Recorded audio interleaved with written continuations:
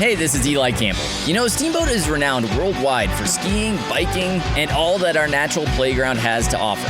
We're fortunate, though, that the natural beauty here attracts more than just outdoor enthusiasts. From local legends to world-class acts, amazing musicians regularly play the venues in our little corner of Northwest Colorado. Join me as I explore the stories and experiences of these talented artists who bring unforgettable performances to Steamboat. This is your Steamboat Soundcheck. Eli Campbell here with you on the Steamboat Soundcheck podcast. I am happy to be joined by Hans Williams, who will be playing September 28th at the Old Town Pub for the Reps Night of Hope and Healing. How are you doing? Good, Eli. Thanks for having me, man. Yeah, I'm excited. Yeah, thank you for joining me here. Really excited to be talking to you. I've been hearing your name quite a bit floating around from a lot of the high school age kids around here that are really excited to see that you're coming through town. I wanted to start though by asking you about some comparisons that you've certainly heard, you haven't shied away from as it relates to another well-known musician from Vermont, being Noah Kahn. You guys grew up in the same area. You went to the same high school, I think like 5 years apart, graduating. A lot of similarities in your music. In your opinion, kind of what is it about where you grew up, that upbringing, that really inspires kind of that raw emotion and vulnerability that allows in your songwriting is in his as well?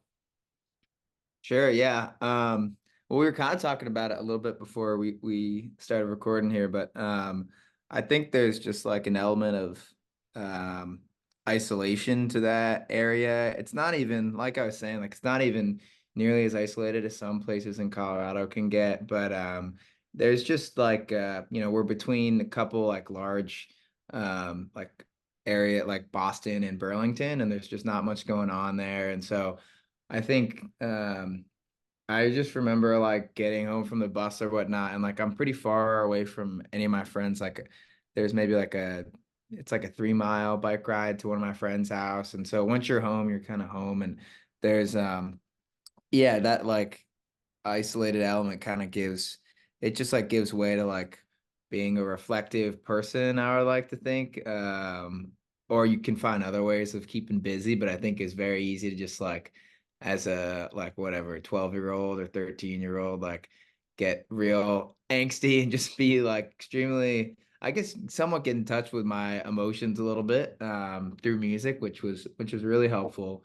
And then honestly, like with Noah, the similarities come from like me just listening to his music on like SoundCloud in middle school, and him being like one of the really like one of the only people from our area that's was especially at that time making music for a living or making music at all. And so I took at that time and still now I take a lot of inspiration from what he's doing. And the themes in his music all seem to come from that area. And like yeah, the isolated elements of growing up in just like a rural area, and also like being extremely familiar with everything around you, and not having um too much to draw off of other than just like the tiny world you're in. And then as soon as you leave that, you kind of understand how much of a bubble that is. But yeah, so I think that's probably where the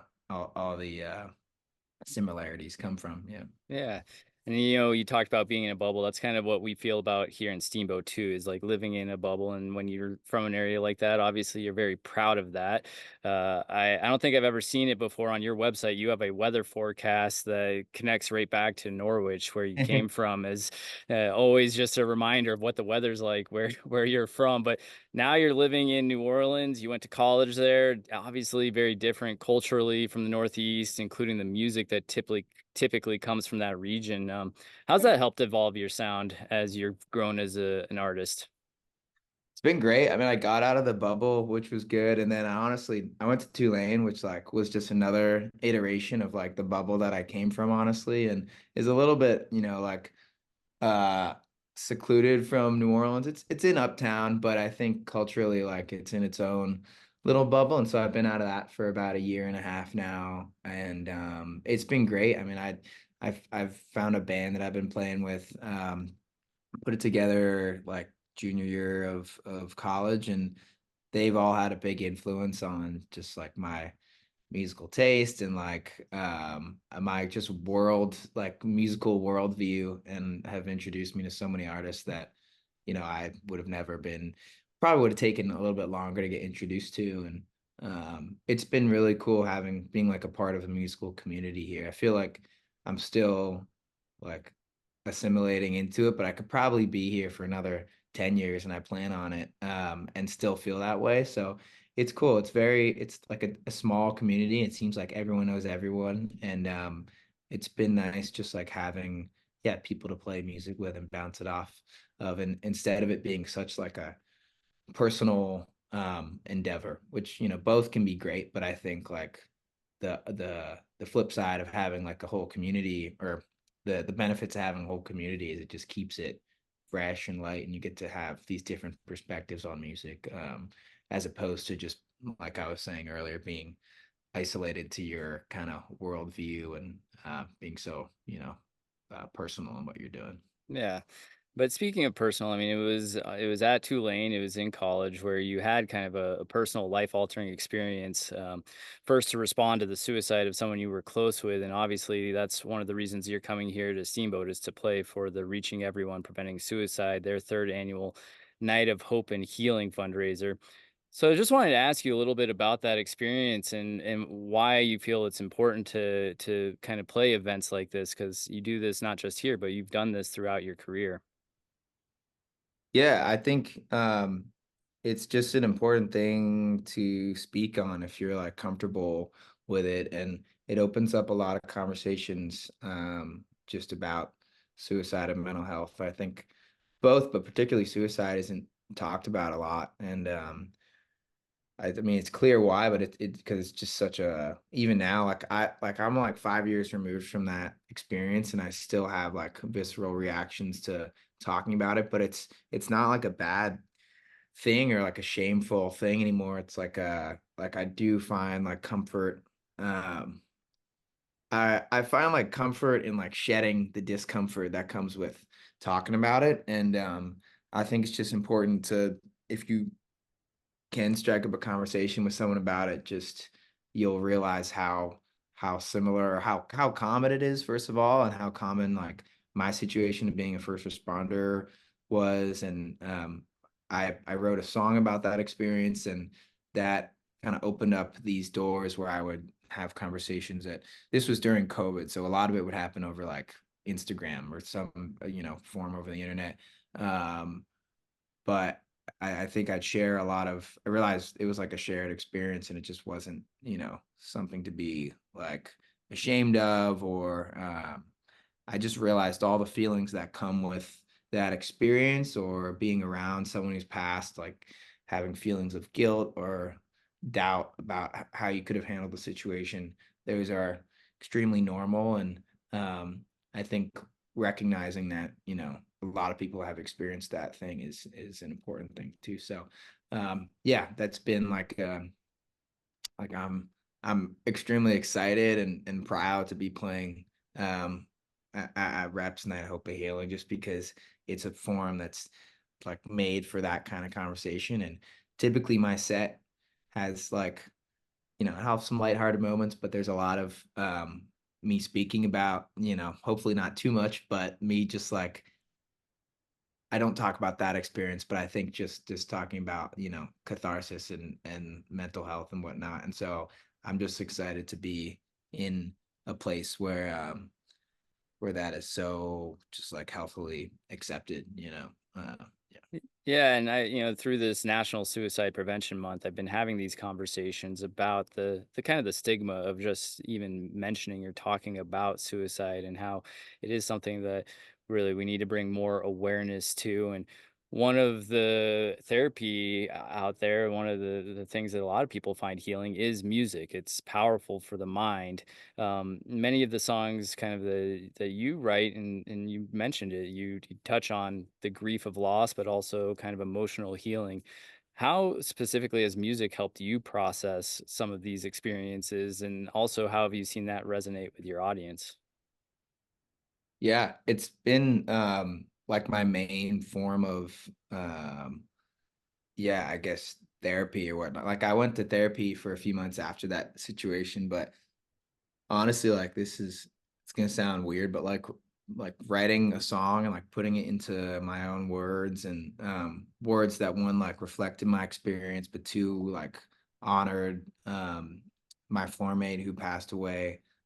It just gave me something like hold on to and gave me some sense of um like reality. Like I was having trouble attaching to reality. I would like disconnect. I would be like disassociating because of like the experience was just jarring in that way. But it's just a relatable thing, I think, is probably why, as far as like an interpersonal um dynamic with like people that are listening to your music and the person that's creating it, it's just such a relatable thing that everyone can understand. You don't necessarily need to know like the details or any of the yeah, it's not doesn't matter like what the exact situation was, but it's easy for a lot of people to just be in touch with um feelings through it. And that's why I enjoy it. It's a lot less confrontational than like a conversation, and I think it opens up it's easier to open up those like avenues of emotion. Yeah, it's less So confrontational, but still, it's putting yourself out there in a very public forum when you're using your art like this. It's one thing for someone to kind of do a drawing, write a song, and keep it for themselves. You're putting it out there in a very public way. And how do you find the balance there for kind of protecting your own mental health while sharing your story through your art in that way? yeah. Well, I think most of my, really all my music is like hyper personal. And I think um I don't like, I've always tried to like get away from that. And I don't anticipate that happening anytime soon. I think for me to reconcile with an experience like the one I had like freshman year of school, it was almost like helpful to have it. Like I wasn't planning on releasing it initially, but when I went to, I kind of got around to thinking about doing that. And when I actually did it, it became really helpful because of all these conversations that I like picked up, and I haven't like, I'm really lucky enough that like everyone that comes to these shows and that I talk to and that, we share these conversations, they're all come out of respect. And so there haven't been any repercussions, I guess, is what I'm trying to say. There've only been positive ones, and so um, I think like sharing your experience through song is like it's going to happen whether it's subconscious and you hide all the meaning or whether you're very blunt in the way you put it. And you could maybe protect yourself more if you did it um, first way. But I think when it comes to mental health and um, just talking about, at least, yeah, some of these experience for me, it was easier to just put it in just, yeah, just be like honest and I guess like you were saying, like some confrontational would be a good word for it, because I think there are moments where our music can be that way, but I still feel like it's more accessible to someone than like, a meeting or I guess just like a face-to-face conversation can be really just impossible, which I can totally understand. But yeah, I think it's only been, they've only been positive aspects of me sharing my life through music. Yeah, and obviously sharing your life through music, putting that into your songwriting has made it more authentic and has gotten you to this place where, what did I see? Your 65 million or so listens on Spotify. Obviously, you're out on the more than one way home tour right now. With an event though, like what we're about to have here with the Night of Hope and Healing, you'll obviously have both fans of your music in the audience as well as people who are there more for the fundraising efforts and for the cause, supporting reaching everyone preventing suicide. You spoke a little bit about what your sets typically entail, but for the people who aren't familiar with you, what can they expect from this show? Well, I think the name of the event says it all. I would love to like have every show, be this I guess just this focused on mental health, but I also understand the aspect of going to a show just for pure relief and not trying to tackle any big you know, like societal issues that we face. But I think, yeah, you can expect just honesty, and I think just vulnerability. And I would hope everyone that's coming is kind of there for that in some way, and there to just like an engage in an experience where we can yeah, just have like a mutual understanding that we're all affected by suicide. And I think hopefully just celebrate a little bit too, in the way that we're doing something positive to affect change, especially in like a localized way, which I think for mental health is like you can have huge fundraisers nationwide and whatnot, and you can try to provide all this like large infrastructure, but I think it really has to happen at like the grassroots level, where people understand like the actual factors in a community that are playing into like poor mental health and suicide prevention. So yeah, we can simultaneously celebrate and also, be vulnerable and talk about, I typically don't get, I think there's a balance there to be struck, obviously, when you're performing, but yeah, I like to think sometimes I strike it and hopefully don't go overboard just blabbering about, my own experiences, because I think it's more about just how we have a collective experience that we can all understand. So yeah, I think that's what I'm looking forward to, and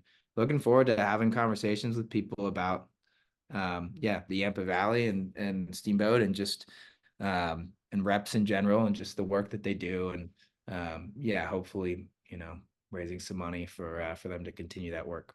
Yeah, and it's you kind of mentioned it there. It is a localized problem here in the Yampa Valley. The when you look at the rates compared to nationwide, it's staggering. We kind of talked about it. We think we live in this bubble, but it's obviously something that we have to deal with. And right there in the name of the event, it's healing, but it's also hope, and that's what you're kind of working for. And that's what I think people hopefully will be coming out to enjoy. Circling back to kind of where we started, back to kind of the comparisons between you and Noah Khan. One of the biggest differences is that you're an independent artist, which I think to our benefit here in Steamboat is allows you to make some of your own decisions. Probably one of the reasons we're lucky enough to have you to come to this event and play small little old town pub venue. You've been out on this tour playing stages all over the country, but this one's going to be certainly a little bit more intimate. How does being an independent artist play into the career you've had up to this point and your goals for the future? Sure. Yeah, that's a great question.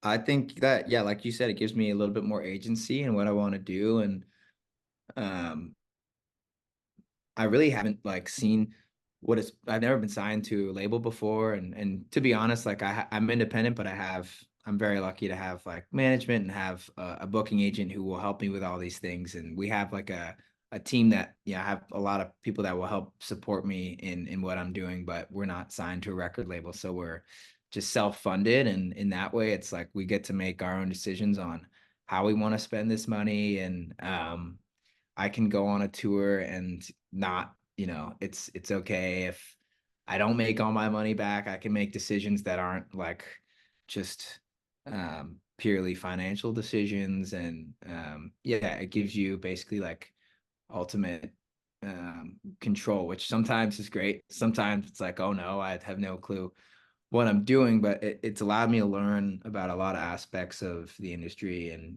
kind of make a decision as to like how I want to like what my aim in this is. Like I'm lucky enough to be able to make a living in it, but what do I want to actually do, and how do I like what I want to say and do it, like what's it for, necessarily. And so I'm starting to find that and find meaning in what I'm doing. And not to say that if you're signed, I think there are plenty of people who are signed, Noah included, they're doing a great job of using that platform and that like financial support to further what they're doing and affect positive change. But yeah, it's really allowed me to just um, have more control and more agency over, um, why I'm finding like a fulfilling career out of music. Well, Hans Williams playing the Old Town Pub, the Reps Night of Hope and Healing, September 28th. We look forward to having you here in town. I've been playing a lot of your music on our platform and really enjoying the sounds, and look forward to playing more of it as your career continues to blossom. So thank you very much for giving us a few minutes today. Of course, Eli, thanks for having me. Yeah, I'm looking forward to seeing you in person, and yeah, looking forward to having everyone come out for the show, and yeah, should be a really good night.